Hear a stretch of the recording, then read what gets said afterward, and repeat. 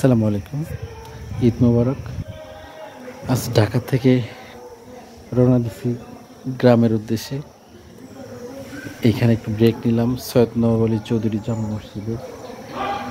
অপরূপ সুন্দর একটি মসজিদ।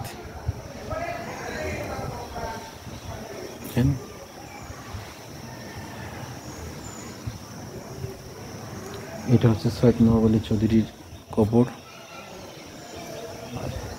এটা হচ্ছে মসজিদ।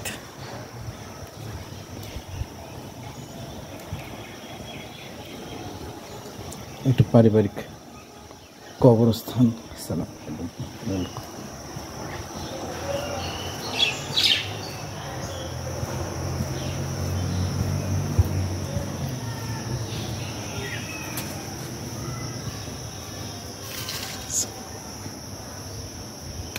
কবরস্থান যাক,